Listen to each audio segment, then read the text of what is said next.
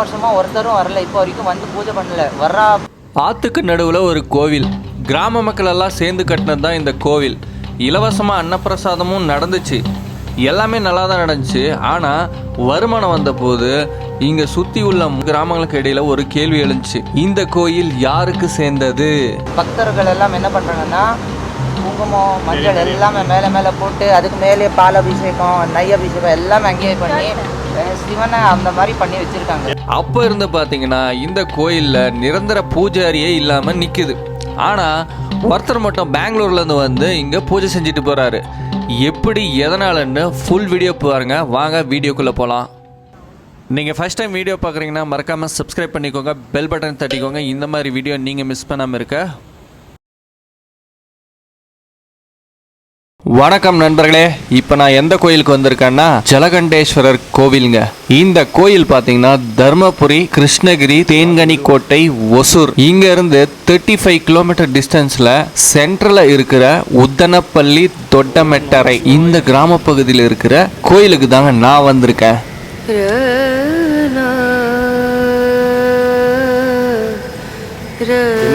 சிவனே போற்றி, எல்லாவர்க்கும் இறைவா போற்றி.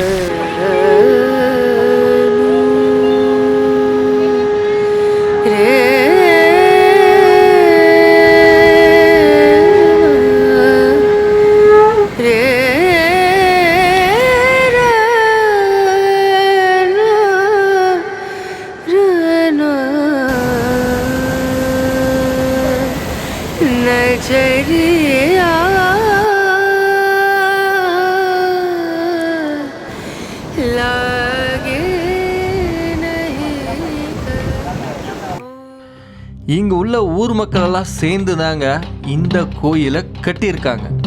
அப்புறம் ஏன் இந்த கோயிலில் நிரந்தரமான பூஜேரி இல்லை அப்படின்னு கேட்டால், இந்த கோயில் நல்லா வளர்ந்து வரவும் இந்த கோயில் உள்ள வருமானத்தை எந்த ஊருக்கு பகிர்ந்து கொடுக்கறது அப்படின்றது தாங்க பிரச்சனையே ஆரம்பமாகுது.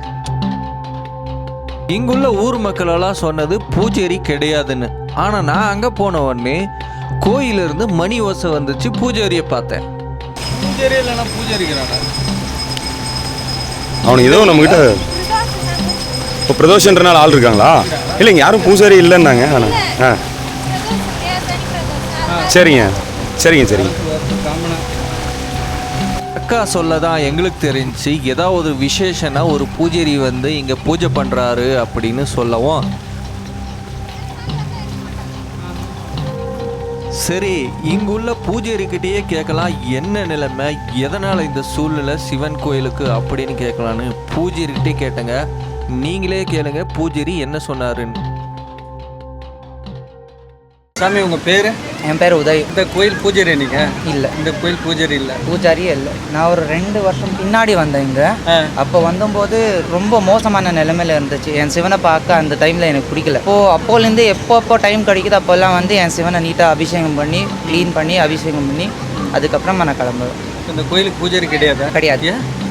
இது ஒரு 5 ஊரோ 7 ஊரோ சேர்ந்து சேர்ற இடம் இது. கிட்டத்தட்ட ஒரு 5 7 ஊரோ சேருங்க. ஸோ இந்த கோயில்து வருமானம் எந்த ஊருக்கு போகணுன்றது ஒரு கன்ஃபியூஷன் இருக்குது இவங்களுக்கு. சரி சரி. ஸோ அதனால இங்கே யாரும் அவ்வளோவா ஹையர் பண்ணல. அப்படியும் கேட்டாங்க, நிறைய பேர் பூஜைக்காக கேட்டாங்க. வர்ற பூசாரி என்ன கேட்குறான்னா, எங்களுக்கு நிலம் வேணும், நிலம் இருந்தால் நாங்கள் பண்ணுவோம், ஏன்னா எங்களுக்கு நிலம் எழுதி கொடுத்தா எங்களுக்கு இங்கே சேஃபாக இருக்கும், அந்த ஒரு ஐடியாவில் தான் அவங்க கேட்குறாங்க. ஆனால் இங்கே யாருக்கும் நிலம் எழுதி கொடுக்க முடியாதுல்ல. சரி சரி. அதனால இங்கே யாரும் பூஜாரி கிடையாது. பூசாரி இல்லை. பூசாரி கட்டினது யாரு? ஊர்க்காரங்களே சேர்ந்து கட்டினது. இது சேர்ந்து கட்டினது. ஸோ பூஜாரி இல்லாதனால நீங்கள் பெங்களூர்லேருந்து வந்து பூஜை பண்ணுறீங்க? ஆமாம். நீங்கள் என்ன ப்ரொஃபஷனு? நான் என்னோட ரெஸ்டாரண்ட் இருக்குது. ஓஹோ, சரி சரி. எங்கே? பெங்களூர். இட்டாலியன் ஸ்டைல் ரெஸ்டாரண்ட் இருக்குன்னு பெங்களூர்லேயே. ஆனால் என் சிவனை இந்த நிலைமையில் பார்க்க முடியாதுன்ட்டு எப்போவும் சரி 2 மாதத்துக்கோ இல்லை 3 மாதத்துக்கோ இல்லை 1 மாதத்துக்கு 2 வாட்டி இந்த மாதிரி வந்து போவேன். நான் வந்து என் சிவனை நீட்டாக அவனை அலங்காரம் பண்ணி அவனை பூஜை பண்ணி அதுக்கப்புறமா கிளம்புவேன். நேச்சர் பூஜாரி கிடையாது. பை நேச்சர் இல்லை. யாரும் இல்லாததால நீங்கள் பொறுப்பெடுத்து இதை நடத்துகிறீங்க? ஆமாம். சரி சரி. யாரும் நான் பொறுப்பு எடுக்கல. ஆ, எனக்கு என் சிவனை பார்க்க முடியல இந்த மாதிரி நிலைமையில, அதனால தான் நான் வந்து பண்ணின்னு இருக்கேன். நீங்க பண்ணிட்டு இருக்கிறீங்க. யாரும் எதிர்ப்பு தெரிவிக்கிறாங்களா நீங்க பண்றதுக்கு? யாரும் இல்லை, ஆ, இந்த ஊரில் யாரும் எதிர்ப்பு தெரிவிக்கவே இல்லை இப்போ வரைக்கும். நான் வந்தால் அவங்களே எல்லாமே ஹெல்ப் பண்ணுறாங்க, வந்து பண்ணுங்க பண்ணிட்டு போங்கன்னு சொல்கிறாங்க. ஏன்னா அவங்கவுங்க ஊரில் இருக்கிற பிரச்சனை இல்லை, நான் பூஜை பண்ணுறேன், எனக்கும் அதுக்கும் சம்மந்தம் இல்லை. எதிர்ப்பு காட்டினாலும் நான் வந்து பண்ணிட்டு போவேன், ஏன்னா இது என் சிவன். ஓகேயா, என்ன ஆனாலும் நான் வந்து பண்ணிட்டு போவேன். நல்லது. ஒரு பொறுப்பெடுத்து செய்கிறீங்க. சிவன் அருள் உங்களுக்கு என்னைக்கு கிடைக்கட்டும். சரிங்களா?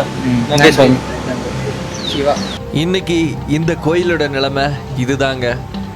இந்த ஒற்றுமை, நிர்வாக சிக்கல், பக்தி இதெல்லாம் என்னைக்கா மாறுமான்னு எதிர்பார்க்கணும். உங்களுடைய கருத்தை கமெண்ட் பண்ணுங்க. அடுத்த வீடியோவில் உங்களை சந்திக்கிறேன்.